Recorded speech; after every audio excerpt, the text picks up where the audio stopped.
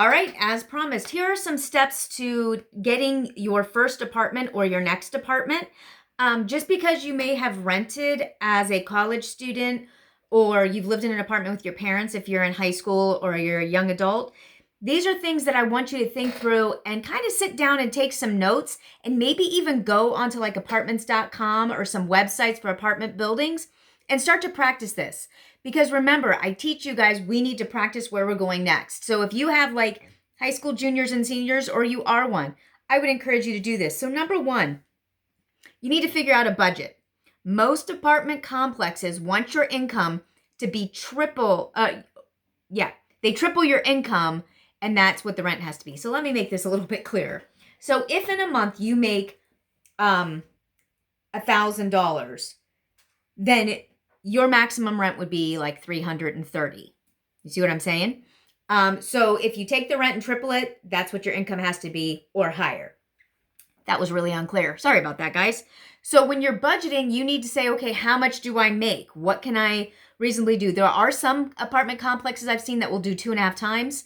A lot of them want to see a work history. That's why jobs in high school are so great. But they will also accept employment letters saying, hey, they've got this new job in certain circumstances. But you need to budget, and you need to budget realistically. So also don't assume what it says on the website is the actual cost. Call them up because usually there's a range of costs, and you will want to know, is my income going to be squarely within that range? Because even sometimes they won't let you get the place even with a cosigner if your income isn't within certain parameters. So keep that in mind. It's not just what you think you can afford, it's the maximum that the complex will allow. Then after you've got that budget, you start looking for apartments that are in that general area, hopefully, close to also where you work or where you go to school or those kind of things, especially if you need like public transportation, if you need a job close by because of expenses, if you're trying to be close to a school.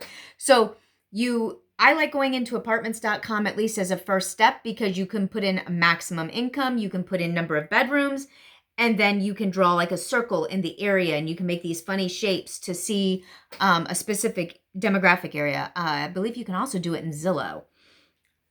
Now, you also need to consider deposits. Most apartment complexes require a deposit equal to 1 month's rent that they hold until you've left the apartment and they've checked to make sure you haven't done any damage. I did learn about a program called Rhino, RHINO, which is essentially a insurance of sorts. And so when you apply for this, you pay a fee, but you don't pay a security deposit. The difference is security deposits are refunded provided the apartment's in good shape. Rhino is not refunded.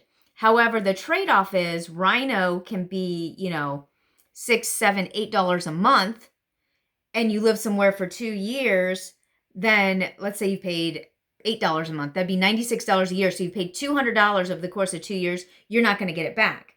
But if you have an apartment where you'd have to have an extra $800 as a security deposit that just sits in their account for 2 years, that might be a little bit difficult for you, first of all, to come up with. And second of all, for you to just leave there. Maybe you want to pay down a car, pay off a credit card, do something else with it. Especially right now as the economy with inflation. So Rhino might be an option if your apartment complex allows for that. Then you need to apply, which means you need to have good credit. We'll have some videos on credit and ways to build it in a future video. I'm no professional in that. I'm just a girl that's got really good credit because I've worked hard at it and I've learned a few things. So you need to have money for that deposit. You're going to need to have renter's insurance. You're going to need to put utilities in your name and pay hookup costs, possibly disconnect costs from the other place. So there's going to be a lot of money involved and tied up that's not even in renting a U-Haul, paying the gas depending on how far you're going, trying to get a bunch of friends, buying pizza for everybody to come together. So consider when you're looking for a first apartment, what you can afford and what it's going to cost you. And then look for something realistic because you don't want to get yourself overextended because as we've talked about in some of our other videos, we're trying to make it where we have 70% of our income is expenses. The 20% goes to debts, if any, and then the 10% goes to growth. If you haven't seen those videos, you can look in some of my previous videos where I talk about that. The Richest Man in Babylon. But so those are some first steps to apartments. Share in the comments below something that I've forgotten and we can talk about it in a future video. And I'd love to hear some of your awesome stories and horror stories of trying to get an apartment on your own. Thank you so much for your time, and I will see you in the next video.